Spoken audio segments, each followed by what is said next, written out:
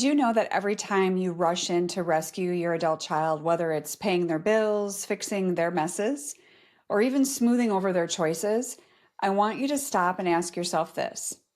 If I keep rescuing them and I continue doing what I'm doing, how do I expect them to ever learn? The truth is, the more you save them, the less they have to save themselves. And while you're pouring out all your energy and sometimes finances, you're drained, you're exhausted, and wondering why nothing ever changes. You can't control their choices, but you can take control of yours. And so it is time to stop rescuing them and start saving yourself.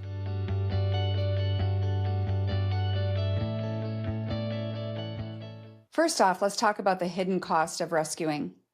It might feel like love, but it often comes at the cost of your peace, your health, and maybe even your finances. But moms end up carrying not only their own burdens, but also those repeated consequences of our children's actions. And that cycle will eventually, if it hasn't already, will create resentment and guilt. Resentment because eventually you're going to feel used, which is very normal, right? And guilt is going to be because you wonder if saying no makes you a bad mom. So here you are wondering what in the world to do. The truth is, love without limits turns into enabling. It doesn't matter where you come from. It doesn't matter who you are. That's just a fact. Love without limits will turn into enabling. We set these expectations with our children without even realizing it. Number two, why rescuing blocks their growth. And I know that that is not the intention of any of you. Not one mom that I've ever met wants to block their children's growth. But when you step in, your adult child does not have to step up. Let me say that again. When you step in, your adult child does not have to step up. And growth, as you and I know, going through hard times in life, growth comes through struggle. Whether that's figuring out finances, repairing relationships, or just making better decisions. And so by shielding them from discomfort, you're unintentionally shielding them from maturity. And again, I don't want you to feel guilt about this. I just want you to change. I want you to change what you're doing for both of your sakes. And God often uses struggle to shape us, as I said. I know that's how I've learned best in my life. And sometimes I had to go through some really tough times. But by rescuing, you're interrupting the lessons that He's trying to teach them. And I know that probably hurts to hear, but I need to speak truth. So if this is hitting home for you and you are really tired of rescuing, you're tired of enabling and carrying all this weight alone, then it might be time for us to talk.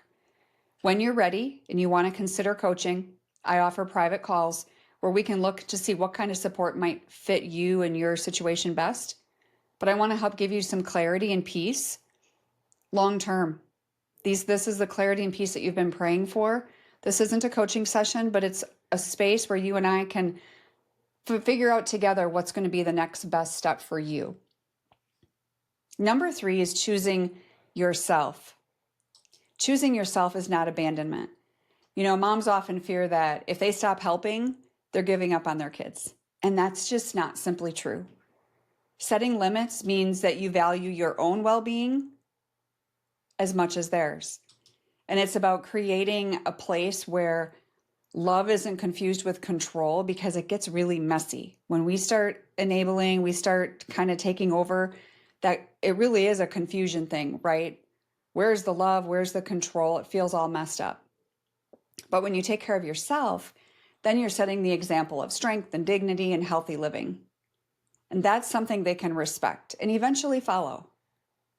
But remember, healthy love requires boundaries. Every single relationship, not just with our kids. And lastly, number four is shifting from guilt to empowerment. Guilt is telling you, I'm failing if I don't fix this, right? I'm failing as a mom if I don't fix this problem. But empowerment is saying, I'm trusting God and I'm choosing peace, right? Some of you are having a hard time getting to that empowerment place. And to be honest, that's very normal, but I think it's time. And if you feel that it is time, I look forward to working with you in the future.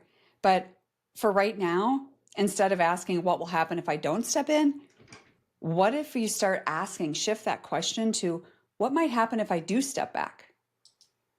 And don't let the fear get in, right? Moms who let go of rescuing can discover a new freedom that they didn't even know they had. That is going to allow the freedom for you and your child to heal, grow, and live a life not dictated also by their choices. So saving yourself means reclaiming your joy, your health, your identity. And so I guess I would just ask you, what are you waiting for? Nothing changes if nothing changes. We all know that. So I hope this helped spark a few interests in your mind and maybe some questions that you needed to ask yourself. So I will see you in the next episode. God bless.